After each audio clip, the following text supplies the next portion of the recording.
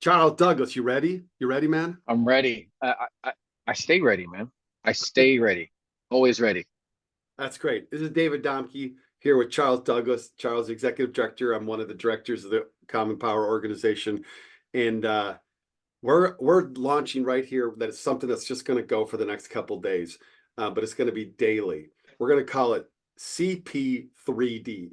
Okay, it's Common Wow, you Power. just made that up. I Okay. no, All I've been, right. I've been thinking about it for like the last hour. Okay, so Okay. All right. CP, of course, stands for Common Power. 3D stands for, and put it whatever order you want, Douglas and Domke or Domke and Douglas daily. Okay. All right. I like CP3D. that. I like that. So That's good. I DD like how you daily. you you chose to sell that to me, the marketing guy on the podcast. I appreciate that to get my live reaction. Plus 1 point for David Domke on this. Okay. All right. What we're going to do, folks, is today is Sunday, and right now it is 2:44 p.m. Pacific time. We are going to deliver a at least one a day podcast slash recording that we will try to get out to our CP community in the morning time each day through Friday of this week. This Yes, Friday, at least in the morning. at least one, right? There might be a couple of days depending on who he picks for vice president, Trump and everything, right? So, Yeah. but our Depending on if goal, things change for us out in the field, depending on decisions we're making with the organization around the ramifications of what happened yesterday, all kinds of stuff. Yes. so today's Sunday, we're committing to doing this through Friday end of day. All right. CP3D. We're going to start right now by reading an email that our leadership team put together and sent out last evening, Saturday evening after Donald Trump was shot. We sent this email out, and I'm going to read it. And then Charles, you're going to tell us the kind of, you're going to unpack the email a little bit and talk about pieces. That's our first portion. Then the second portion, we're going to bring it to right now. How's our thinking moving over time? And third, Mhm. we're going to end with a little look forward. That's what we're going to do here. Okay.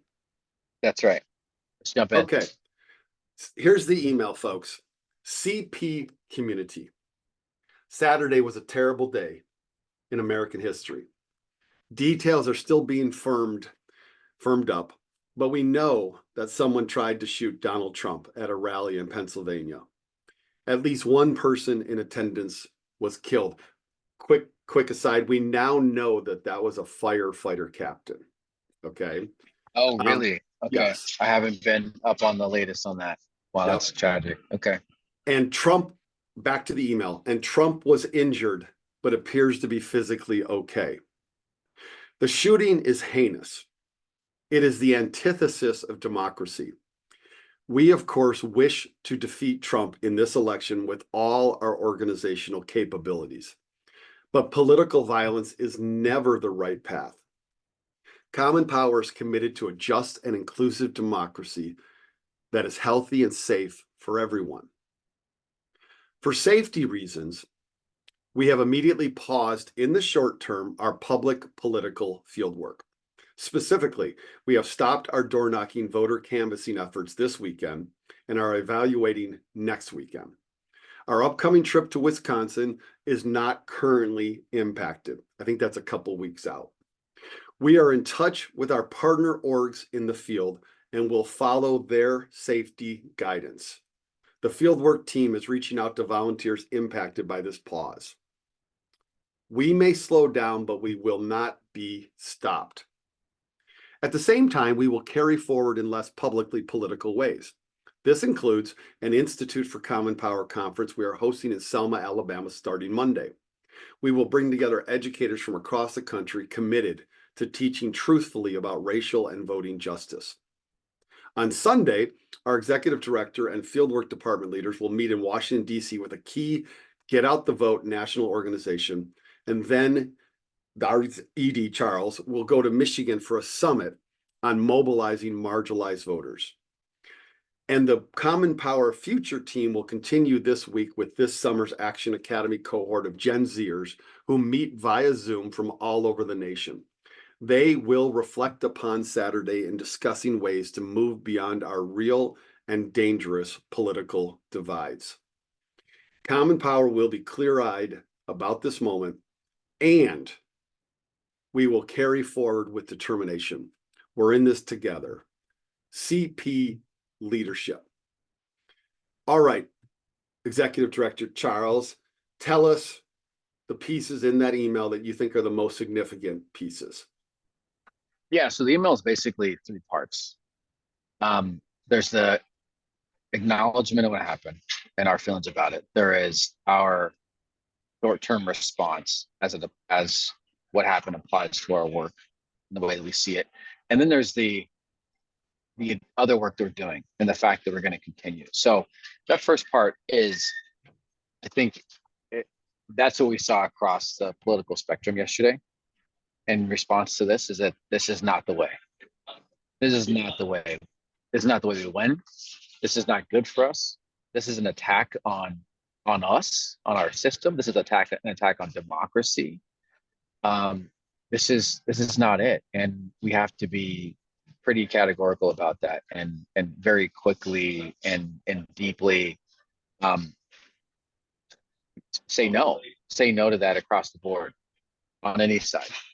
I think most folks who are listening to this, you agree. There's no argument there. I like the way that we characterized it, and just in case anyone thinks that a destruction of Trumpism means destruction of Trump, that's not true. There is a lot of negative feelings about the impacts, and that does not. And this is interesting because, as Puya wrote in one of our in Slack, our online community, one of his messages that nonviolence teaches us that we should be going after the idea, not the people, not the persons. So that's the first part. Second part is it is logically possible that and I think maybe you would say inevitable, but there's going to be payback for this.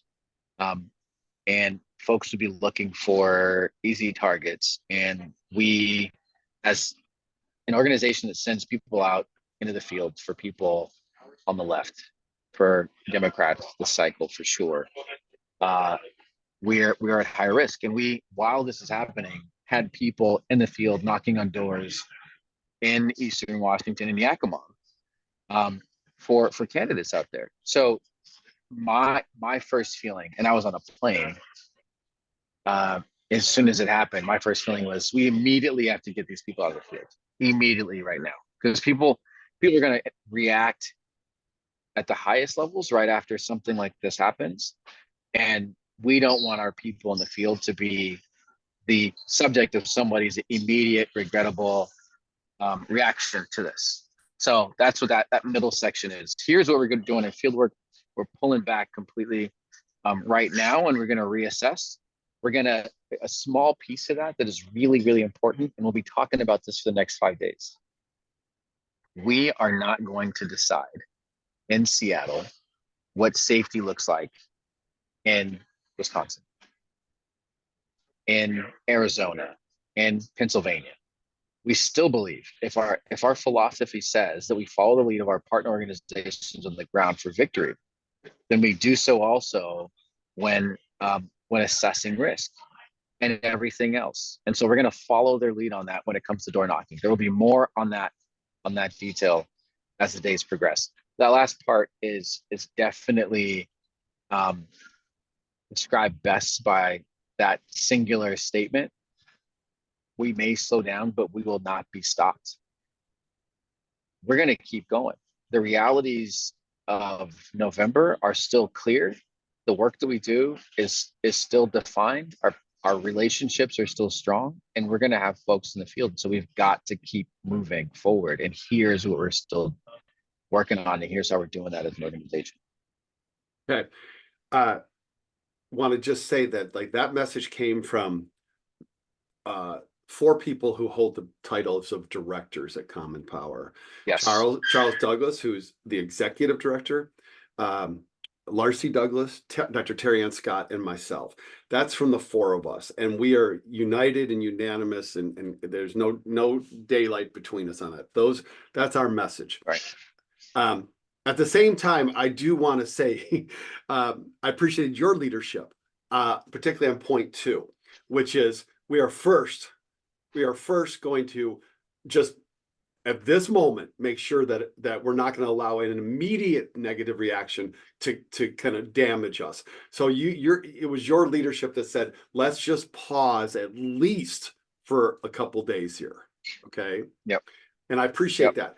So let's now go to it's about 3 p.m. Pacific time right now. That email went out to the community about 11 p.m. your time. 11 p.m. Pacific time. Okay. Yeah. So 15 hours ago. What's the update on point 2 in terms of how you and Fieldwork are thinking about where we're at? Yeah. So we just had a leadership meeting. Just now, the 4 directors plus Ben, who leads Fieldwork, and Wole, who leads our marketing communications around this. And we actually just heard back from one of our partner orgs just now, because we sent feelers out to everybody. So we're in Eastern Washington, we're in Southern Washington, which nobody calls it that, but Vancouver, Southern Washington sounds really strange. And then Wisconsin in a couple weeks. So those are the immediate partners that we sent messages out to. And quick aside, you're doing this Zoom. I'm in Seattle, but you are where right now? I'm in Washington, D.C. And so, yeah, when that message was sent out last night, I sent it out at 2 a.m. my time. Okay. Yeah, that was, and it was just, this is the mode that we're in right now. We are committed to communicating to our community as things develop what's going on. So specifically on this, we have heard that there's no change. There's no change right now. They are very aware. They're sensitive to any of the possibilities that everyone is thinking. The partner organizations, right? So in Wisconsin, it's the Wisdoms, the Wisconsin Democrats, and Washington State, it is also the Dems, but it's at the candidate level because they're still in the primary season. Marie Gluesenkamp-Perez, of note in Vancouver, is one of them, and so we're listening to them. They're telling us what they think about changes, and right now, no changes to the canvassing. If they do switch, we're going to go to phone banks, is what we've been talking about lately. Okay. So we're taking that on a daily basis, actually. That's part of the reason why we're doing these daily updates. We know that our community wants to know what this org's mindset is about the political landscape, about this unprecedented historical moment we're in, and certainly also about how we lead our volunteers. Okay, you want to know. We also believe that our organization is made for this kind of moment. We have the people, we have the body of a community that cares about our democracy, and we have the technological capabilities to be able to communicate on a regular basis. So we're going to do that here, with this being our first of several days in a row. Okay. So just one more piece on this notion of partners. So you're saying that what we're going to do is we are going to canvass our partners, and they are going to tell us what they want from us. That's right. That's right. We are. One lesson we learned from COVID is that we're not going to get out in front of them. The perspective on the ground is so unique, down to the city, down to the neighborhood, even the district, that we are going to allow them to define the operation on the ground as the people who are taking on the most risk. They live there and they have to win there. They want to win more than we do, even though sometimes we think we want to win more than them. They want to win more than we do because they have to live with the consequences of those laws in those areas. So we're going to listen to them as we should, as people with privilege, as people with who don't worry about our vote as much in places like Seattle. Okay. All right, let's pivot now to talk about a couple things that are on our plate that we want to share with you all. In that email that went out last night, one of the pieces in the middle was saying that you and Ben and Puya were going to be meeting with a fieldwork organization in DC, and then you're on your way to Michigan to talk about at a high level summit about mobilizing marginalized voters. What can you share with us about either of those pieces right here? Yeah, so because this is kind of uh, an exclusive thing, and we're not broadcasting this out broadly, we're talking to the folks at the political arm of Pod Save America. Now, when I say political arm, I mean the political action arm of Pod Save America, called Vote Save America, about being their resource for their volunteers that may want to travel from out of state to another state to go knock on doors in these important elections in swing states. So, the initial conversation was a good one. We have a good relationship with them because of work we've done in another state. So we'll see where that goes. But our reputation precedes us. That through line goes into Michigan as well. So we're headed to Michigan in alliance with an organization called AAPI Victory Fund. Asian American Pacific Islander is AAPI. I want to make sure I note that because not everyone is up on the acronyms. The latest acronym is Asian American Native Hawaiian Pacific Islander, just to respect that term. But they've welcomed us to go with them to some listening sessions in Michigan. Michigan is famously in the primary recently had a vote of no confidence for Joe Biden. I keep on saying no confidence, but it was what was it? Uncommitted. Uncommitted. Thank you. Yep. Uncommitted for Joe Biden. Same thing, right? They said no. They said we're on the left, but no to Biden. That was back in March. That was March, 4 months ago. That's right. For their primary.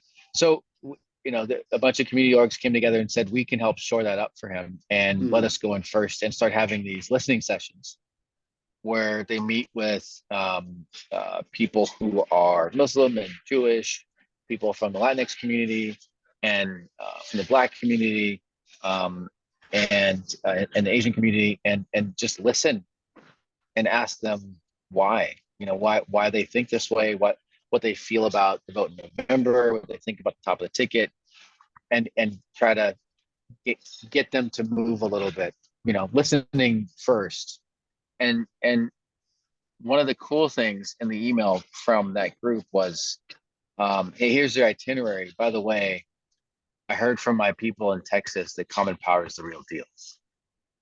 Heard from my people in Texas that common power is the real deal. And that's one of the reasons why I'm really excited about you all joining us for these listening sessions in Michigan. That's like nowhere a part of our strategy.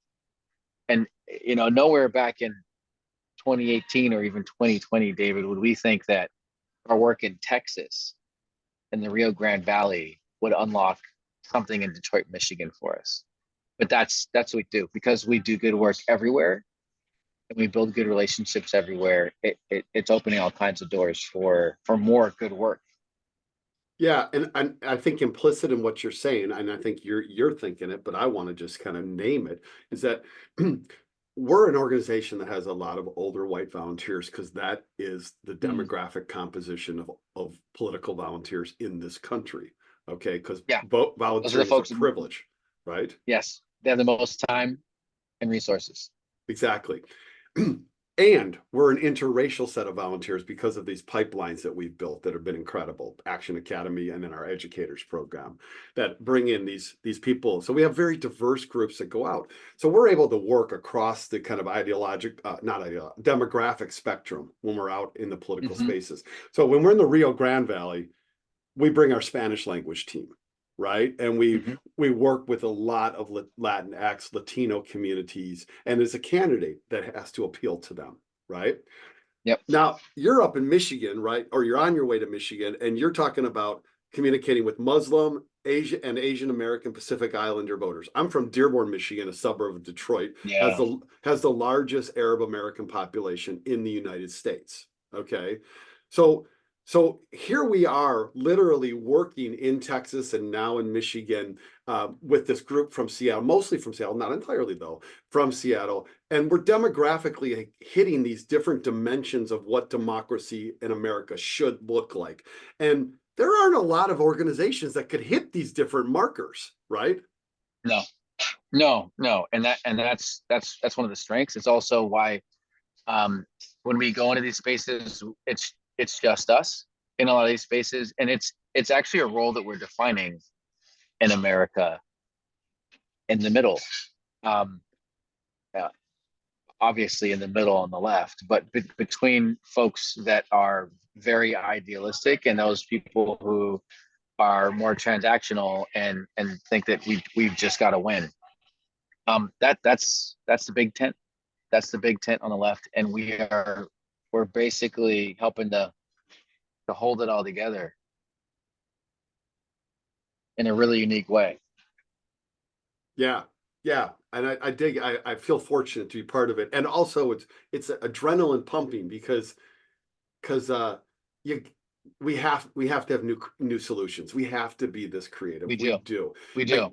we're a C3 organization, charitable education organization. We're a C4, which is a political nonprofit, and we're a political action committee, a PAC. And those are really complicated to be all three of those. And also, we've got to be to do the We things got we to do want it to all. do. We got to walk and chew gum. We got to walk and chew gum and apparently do cartwheels and juggle at the same time.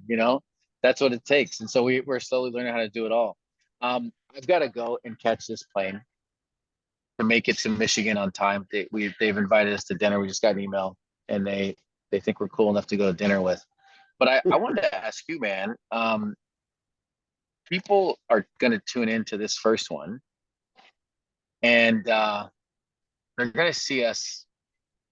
We're not going to be looking downtrodden, and we're not going to be looking defeated. We've got definitely some grit and some determination. But throughout these 5 days, we're going to be laughing a little bit. We're going to have some joy. As somebody who's a student of the movement, the civil rights movement, and regularly in communication with the people who did the work in the 60s. What is that? Why is that principle so important? Why is it? What have you learned about making sure that we inject joy into Yeah. everything we do? When you talk to these civil rights heroes, we have two of them who are champions for us at Common Power, Miss Joanne Bland and Mr. Charles Malden. Both of them will be part of our educator symposium in Selma the next couple of days. When you talk to And them, that means that we engage with them regularly, yeah, and we actually pay them monthly for that. Like they're regular members of our community, and we compensate them for that because we yeah, don't ask our people like that anything for free. They deserve that, and they need that to live. yeah, that's our title of champions. And they're mentors to us. They come and give us their wisdom. And what's also awesome is that they often tell us that they learned from us. That's really cool. Okay. Well, here's what they say all the time. They say there was a principle in that kind of modern civil rights movement era, roughly the mid 50s to the late 60s.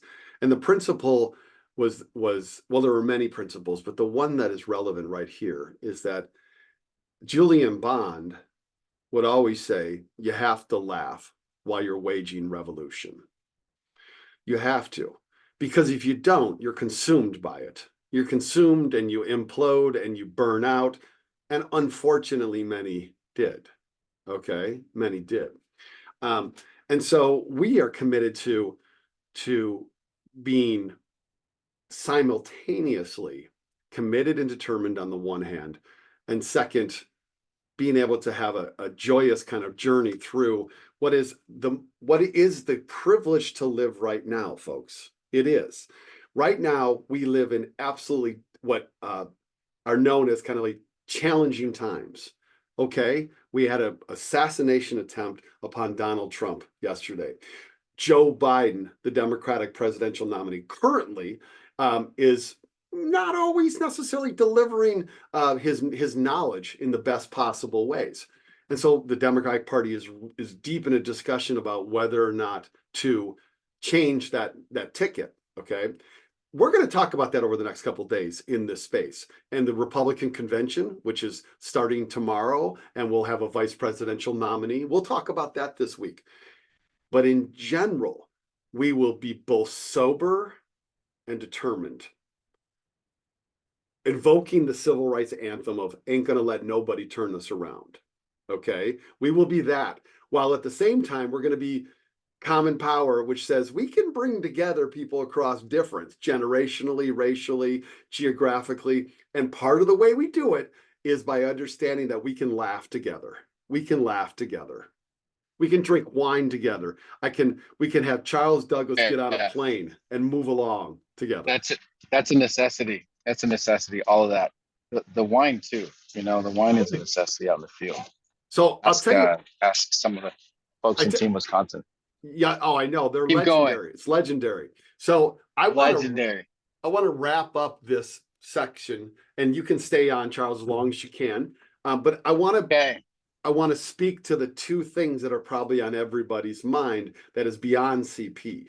One is Joe Biden going to be the nominee for the Democrats? Oh my goodness. And Is that what you want to close with? This is what I want to close with. And two, what about this assassination attempt? It's horrible. It's terrible. What does it mean politically? On the second item, all I'd ask everybody right now on the assassination attempt is we don't know what the political implications are going to be. We don't know. Okay. Let's just wait on that. There's no need for us to speculate and assume anything, whether it's going to hurt or help Donald Trump's politics or the Democrats or Republicans. Let's just do our work on the second item. Okay. On the first, and that's yeah. Can I just real quick? That part is super important, and that's one of the reasons why we're doing this daily thing, because we're gonna give you as much. We're gonna take you as far as we think we should go, and we're gonna take you really far. But what we're not gonna do is we're not gonna go super deep on things that could change in half a day. Things are moving so dang quickly right now.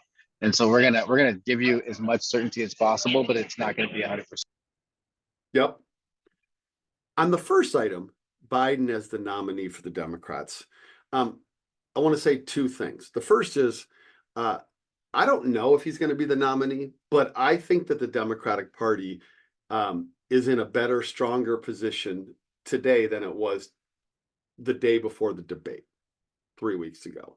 And the reason I think that is because if Joe Biden is the nominee, he knows that he needs to run a publicly vigorous campaign. He has to. That's what his colleagues are demanding and what voters are demanding. And I don't think he was going to do that. So if he is the nominee now, that's the campaign he's running. And I believe that it's already started. Okay. So that's good if he's a nominee. If he's not the nominee, then the only person that I would support as the nominee would be Vice President Kamala Harris at this point. She's earned it. She deserves it. She's been a tremendous vice president. So if it's her, then I actually think there's other upsides. She can reset on a bunch of things. She can bring energy. Maybe younger voters come back a little stronger, whatever. So either way we go, I think we're in a better position, even though it's been hard the last couple of weeks. It's been hard and scary. I believe that. All right. Yeah, and I think that I have moved. I've moved on that over the course of the past few days. I think right now I am ready to just defeat Trump. I'm kind of done with the back and forth. I think that what happened yesterday was clarifying. I don't know if there's any more gas in the tank for us on the Democratic side to have this big blow up anymore. And I'm ready to get to work. I'm ready to get to work. I said my piece on it. I personally would have preferred Kamala, but I don't think that we're gonna lose with Biden. I saw a post on Twitter. Somebody was like, I'd vote for Darth Vader. if he ran against Donald Trump. Okay, that's where I am, and I think it's funny, but it's also not it's not too far off from the truth. I think it's time to get to work, man. Time to get to work. Yeah, and on this point, Joe Biden is going to speak to the nation tonight at 8 p.m. Eastern time, 5 p.m. Pacific time from the Oval Office. Joe Biden has a lot of strengths and a lot of flaws as a president, but the ability to kind of like go through crisis moments is probably one of his better things. Okay. And so his Yeah, ability to take down the temperature and to like, he called Donald Trump last night. He did he that. did. Yeah, I was Okay. imagining what that call was like. That was pretty And amazing. you know what? It takes a certain human being to make that phone call and to not fake it. All right. To Yeah, not fake it. So we're ready to go either way, folks. All right. This is going to be a daily journey for the next 5 days. CP3D. All right. We're going to do this. We need you with us. We need your time. We need all of your energy. All right. So we're going to go. Charles getting on a plane literally this moment. So we're going. We're gonna take the stairs. Let's go. we're ready to go, folks. Thanks. All right, Charles, We're ready man. to go. Hey, you went past your 30 minutes. I'm pretty sure, man. No. I think we're right at about 25 right now. We right there. All right, good Yeah. job. Well done. Well done. Well done. Okay. See you soon. All right. Let's go. See ya. Let's go.